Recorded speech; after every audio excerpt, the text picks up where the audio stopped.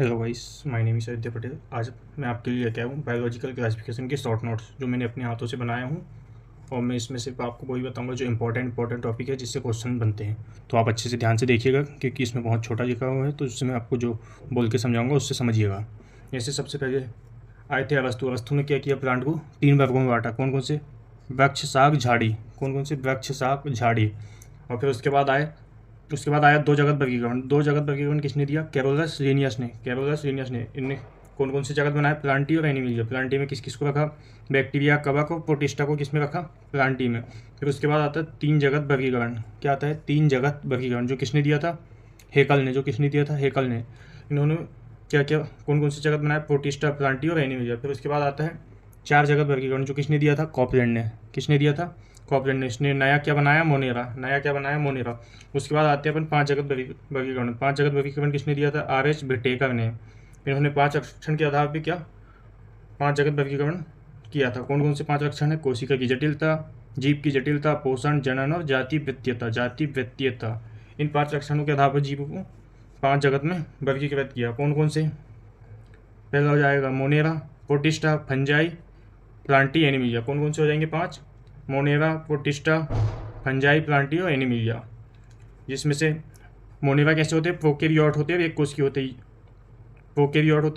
हैं। और अपना प्रोटिस्टा कैसा होता है? एक कोष के यूकेरियोट। फिर अपने आ जाएंगे बहुकोष के यूकेरियोट में क्या जाएंगे? Fungi, plantae, Animalia. फंजाई कैसी होती है? विषमपोषी होती है। प्लांटी स्वपोषी होते हैं और एनिमिलिया विषमपोषी होते हैं। फिर उसके बाद आ जाएगा अपना 6 जगत वर्गीकरण या 3 डोमेन सिस्टम। 3 डोमेन सिस्टम किसने दिया था? कार्ल उज ने। इन्होंने 3 डोमेन कौन कौन से बनाए? आर्की बैक्टीरिया, यू बैक्टीरिया और यूकेरिया। 3 डोमेन बनाए। आर्की में आ जाएगा आर्की बैक्टीरिया जाएंगे, यू बैक्टीरिया में बैक्टीरिया जाएंगे और यूकेरिया में क्या क्या क्या जाएगा? Protista, fungi, plantae, animalia. अपन इसमें बात करते सबसे पहले किंगडम मोनेरा की। किसकी? किंगडम मोनेरा या जगत मोनेरा, जिसमें अपन देखते हैं इसमें आते हैं बैक्टीरिया को भी बहुत सारे भागों में बांटा गया। जैसे सबसे पहले जाएंगे archaebacteria, eubacteria, BGA जिसको साइनोबैक्टीरिया बोलते हैं, माइकोप्लाज्मा, एक्टिनोमाइसिटी। तो इसमें अपने पास एनसीईआरटी मेन क्या है? आर्की बैक्टीरिया, यू बैक्टीरिया और बीजीए, ये 3 का डिटेल दे रखा है। माइकोप्लाज्मा और एक्टिनोमाइसिटी नहीं है। अब अपन बात करते हैं बैक्टीरिया की स्ट्रक्चर की। बैक्टीरिया के स्ट्रक्चर में सबसे पहले आता है क्या? सबसे बाहरी लेयर क्या होती है? ग्लाइकोकैलिक्स। फिर उसके बाद सबसे बाहरी लेयर क्या होती है? ग्लाइकोकैलिक्स। उसके बाद आता है सेल वॉल, उसके बाद सेल मेम्ब्रेन। इन तीनों को मिला के क्या बोला जाता है? सेल इनवलप, यानी कि आवरण। इनको क्या बोला जाता है? कोशिका का आवरण। किस किस को मिला के? Glycocalyx, cell wall, cell membrane. ठीक है। तो इसके सेल मेम्ब्रेन में कुछ फोल्डिंग देखी जाती है जिसको क्या बोलते हैं? मीजोसोम। इसमें और क्या होते हैं? क्रोमेटोफोर होते हैं, न्यूक्लियोड या मेन डीएनए होता है जिसे जीनोफोर कहते हैं, और प्लाज्मिड होता है जिसे एक्स्ट्रा डीएनए कहते हैं। भोजन संचयीकरण होती है, इसमें प्लाई होती है, कसाभिका होती है और 70S राइबोसोम होते हैं। ये सब आपको किसमें? बैक्टीरिया में देखने को मिलते हैं। अपन इसके एक कैरेक्टर देखते हैं। जैसे ग्लाइकोकैलिक्स पॉलीपेप्टाइड और पॉलीएस्टर के बने होते हैं। किस किस के बने होते हैं? पॉलीपेप्टाइड और पॉलीएस्टर के। इसके ग्लाइकोकैलिक्स भी 2 प्रकार के होते हैं, कैप्सूल और स्लाइम लेयर। कैप्सूल किस में पाए जाते हैं? जो बैक्टीरिया में जो कैसे होते हैं? जो रोग फैलाते हो। स्लाइम लेयर किस में पाए जाते हैं? बीजीओ को सूखने से बचाती है स्लाइम लेयर। ठीक है। इसके बाद आते हैं अपन सेल वॉल किसकी बनी होती है? पेप्टिडोग्लाइकोन या म्यूविन की, जिसको क्या बोलते हैं? म्यूविन। इसमें भी 2 पार्ट होते हैं, पेप्टाइड पार्ट और ग्लाइकोल पार्ट। पेप्टाइड पार्ट क्या बने होते हैं? अमीनो एसिड के। ग्लाइकोल पार्ट में 2 शर्करा होती है, नाम और नाग। नाम का फुल फॉर्म क्या है? एन एसिटाइल म्यूरेमिक एसिड, और नाग का एन एसिटाइल ग्लूटामिक एसिड। ये याद रखना कि सेल वॉल में क्या कौन कौन सी शर्करा पाई जाती है? नाम और नाग। नाम का फुल फॉर्म क्या है? N acetyl muramic acid, N acetyl glutamic acid. इसके बाद आते हैं सेल मेम्ब्रेन काय की बनी होती है? लिपोप्रोटीन की, जिसे यूनिट मेम्ब्रेन कहते हैं। साइटोप्लाज्म में 70S राइबोसोम मिलता है। झिल्लीयुक्त कोशिकांग नहीं होते, यानी कि झिल्लीयुक्त कोशिकांग सिर्फ किस में मिलते हैं? यूकेरियोट में। इसमें नहीं होता है, झिल्लीयुक्त कोशिकांग नहीं होती। मीजोसोम क्या है? झिल्ली के अंतर्वलन से क्षेत्रफल बढ़ जाता है। मीजोसोम क्या करते हैं? उसका क्षेत्रफल बढ़ाते हैं। 2 प्रकार के मीजोसोम होते हैं, परिधीय और केंद्रीय। परिधि की ओर होंगे जो क्या काम करते हैं? एटीपी निर्माण का काम करते हैं, कोशिकीय शोषण में काम आते हैं और माइटोकॉन्ड्रिया में के समव्यक्ति होते हैं। यानी कि ये किसका काम करता है? मीजोसोम बैक्टीरिया में माइटोकॉन्ड्रिया का काम करता है। मीजोसोम किसका काम करता है? माइटोकॉन्ड्रिया का। किसमें? बैक्टीरिया में। और केंद्रीय क्या करता है, न्यूक्लियस से जुड़ जाता है, डीएनए प्रतिलिपिकरण करता है, सेल वॉल का निर्माण करता है, केंद्रीय मेसोसोम। उसके बाद अपन आ जाते हैं प्रकाश संश्लेषी वर्णक। क्या होता है इसमें, प्रकाश संश्लेषी वर्णक क्रोमेटोफोर कहते हैं जिसे। बैक्टीरिया में प्रकाश संश्लेषी वर्णक को क्या कहते हैं, क्रोमेटोफोर। इसमें बैक्टीरियल क्लोरोफिल ए और बैक्टीरियल क्लोरोफिल बी मिलते हैं। ये जल में आबिले होते हैं, बसा के बने होते हैं, यानी फैट के बने होते हैं, और कोशिका द्रव में बिखरे हुए होते हैं। प्रकाश संश्लेषी वर्णक याद रखना क्या होता है बैक्टीरिया में, क्रोमेटोफोर। सिर्फ इतना पूछा जाएगा। और भोजन संचयी कण क्या होता है, ग्लाइकोजन कण होते हैं जो ग्लाइकोजन को संचित करते हैं, और वॉल्यूटिन कण होते हैं जो नाइट्रोजन और फास्फोरस के सोर्स होते हैं, आरएनए को क्या करते हैं, संचित करते हैं। इसमें अनुवांशिक पदार्थ क्या होता है, न्यूक्लियोइड या जीनोफोर, मेन डीएनए कहते हैं, जिससे जो द्विकुंडली वृत्ताकार होता है, नग्न होता है, हिस्टोन प्रोटीन नहीं होता इसमें, ठीक है। इसके बाद आ जाएंगे अपन एक्स्ट्रा डीएनए, जिसे क्या बोलते हैं, प्लाज्मिड। मैंने बताया था आपको स्ट्रक्चर में एक्स्ट्रा डीएनए, ये 100 प्रतिकृतिकरण का गुण है, प्रतिरक्षा तंत्र को मजबूत करता है, आकार के वाहक के रूप में कार्य करता है, एक वेक्टर के रूप में कार्य करता है बैक्टीरिया का एक्स्ट्रा डीएनए, जिसे प्लाज्मिड कहते हैं। बायोटेक में आप पढ़ोगे प्लाज्मिड के बारे में अच्छी सी डिटेल, ओके। प्लाज्मिड भी दो प्रकार के हैं, आर प्लाज्मिड और एफ प्लाज्मिड। आर प्लाज्मिड क्या करता है, एंटीबायोटिक से सुरक्षा प्रदान करता है और फिनोटिपिक लक्षण निर्धारित करता है। F plasmid F positive, F negative, ठीक है। इसके बाद आते हैं अपन फ्लैजिला। फ्लैजिला 3 पार्ट से मिलकर बना होता है, फिलामेंट हुक और basal body. Filament hook, basal body. Basal body क्या काम करता है, सेल वॉल और सेल मेम्ब्रेन में धसी होती है, सेल वॉल और सेल मेम्ब्रेन में धसी होती है, 2 जोड़ी होती है। सेल वॉल में लिपोप्रोटीन और ये सेल मेम्ब्रेन में होती है, एक सेल वॉल में होती है और एक सेल वॉल में, ठीक है। हुक क्या होता है, फिलामेंट और बेसल बॉडी को जोड़ता है।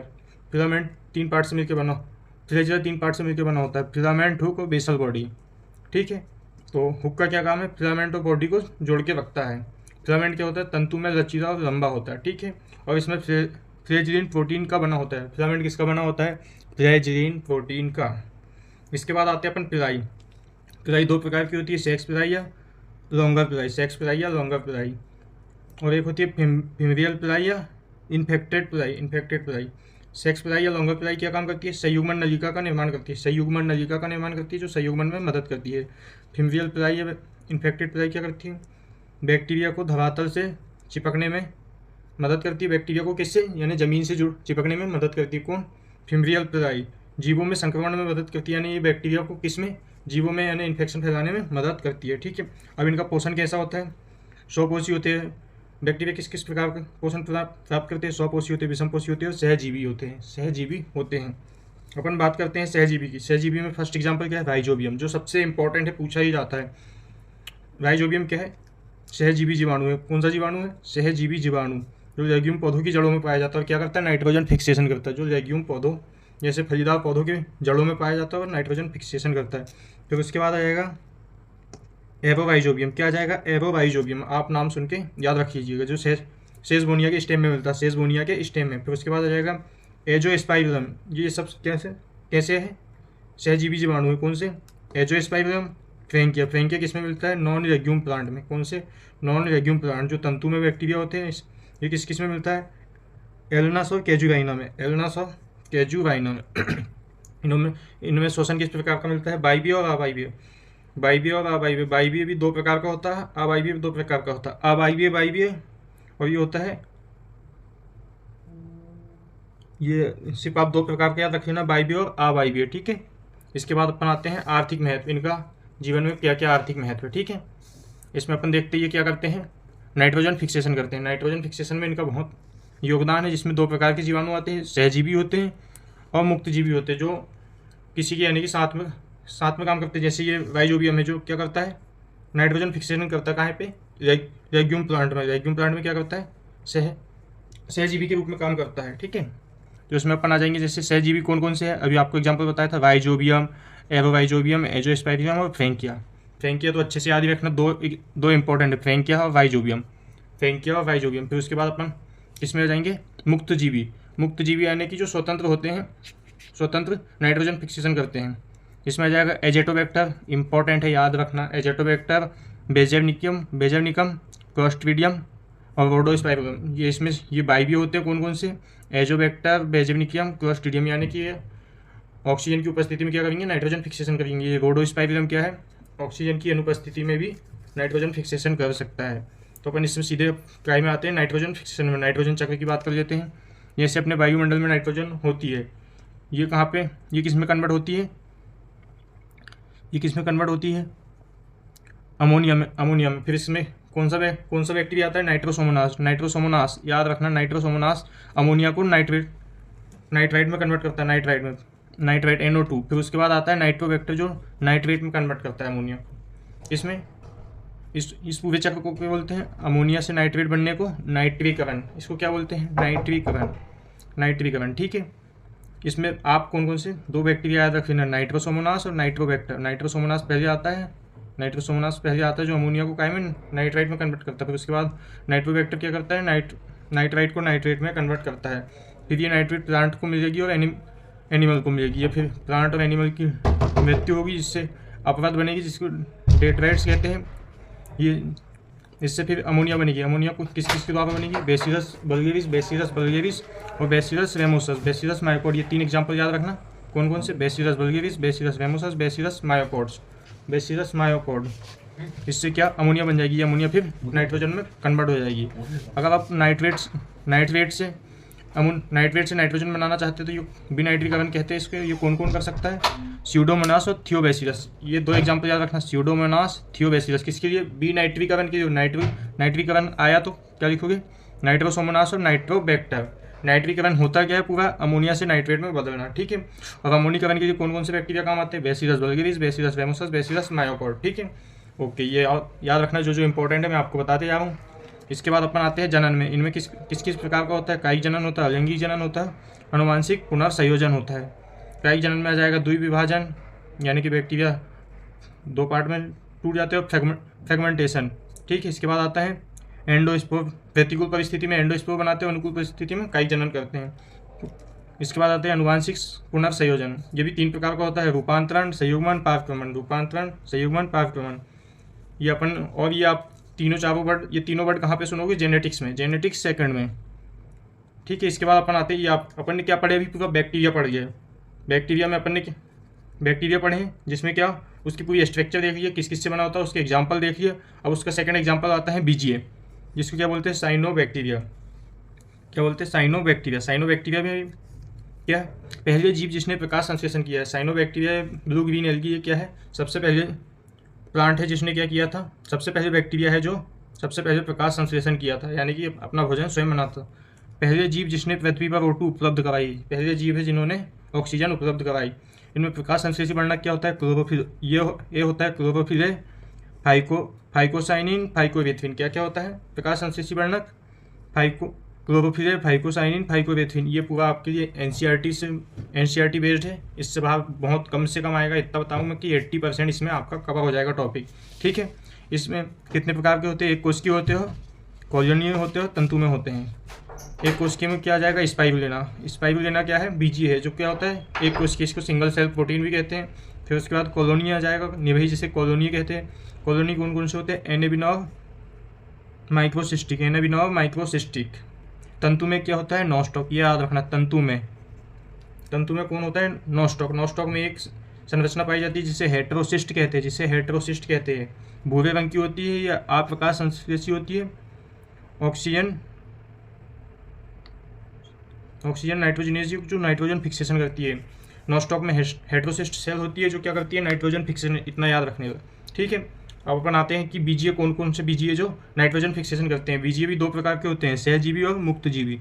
सहजीवी में कौन कौन से बीजीए काम करते हैं, जो नॉस्टॉक और एनाबिना है। नॉस्टॉक एनाबिना किसके रूप में कार्य करते हैं, सहजीवी के रूप में। तो इसमें अपना सहजीवी किसके साथ सहजीवी है, एजोला की पत्ती में, जिसे फर्ण एजोला एक फर्ण है जिसकी पत्ती के साथ क्या करता है, एनाबिना सहजीविता दर्शाता है, जो क्या करता है, नाइट्रोजन फिक्सेशन करता है। ठीक है, अपन बात करते हैं मुक्त जीवी या स्वतंत्र जीवी। नॉस्टॉक एनाबिना कभी कभी ये मुक्त जीवी के रूप में भी काम करते हैं। ओलोसिरा और सिलोटोविया किसके साथ, किस में करता है, चावल के खेत में। ठीक है, संरचना, ये ग्राम नेगेटिव की तरह कार्य करते हैं, यानी कि ये क्या करते हैं, ये भी क्या करते हैं, रोग फैलाते हैं। ठीक है, इसमें गैस विक्तिका होती है जो जल में उत्प्लावकता, यानी जल में तैरने में मदद करती है। जल प्रस्फुटन, जल में बीजीए की अधिक वृद्धि जल प्रदूषित करती है।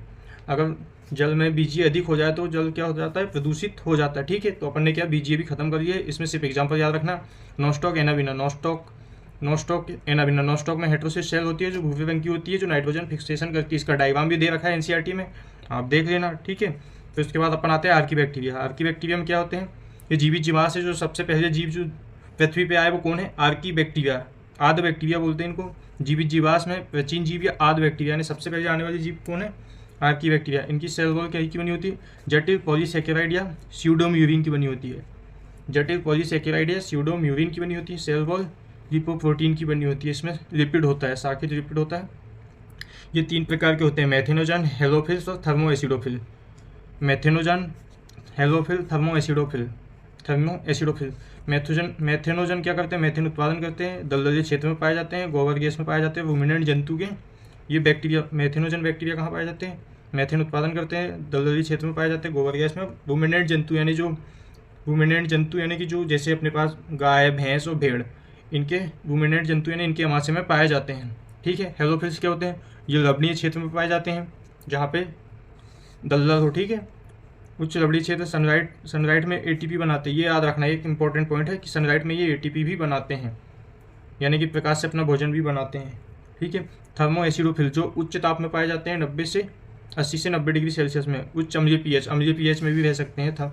कौन कौन, थर्मोएसिडोफिल। अपने पास एक टॉपिक बचा है माइकोप्लाज्मा। बाकी आप अपन ने बायोलॉजिकल क्लासिफिकेशन का 80% टॉपिक कवर कर लिया है। माइकोप्लाज्मा क्या होता है, भित्ति रहित, इसमें क्या नहीं होता है, सेल वॉल नहीं होती है, भित्ति रहित प्रोकैरियोट है। क्या है, भित्ति रहित प्रोकैरियोट है।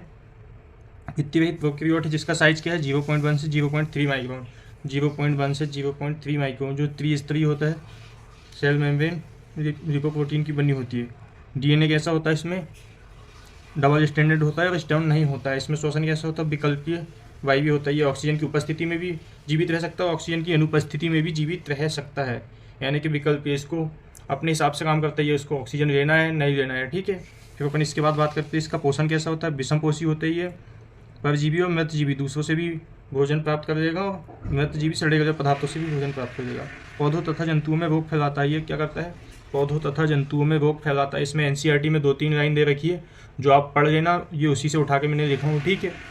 Okay, thank you. अगर आपको ये अच्छे से समझ आया हो तो आप मुझे कमेंट में बताइएगा। मैं और नए टॉपिक मेरे पास जैसे जेनेटिक्स के शॉर्ट नोट्स बने हैं वो लेके आऊँगा, ठीक है। Okay, thank you, thanks for watching.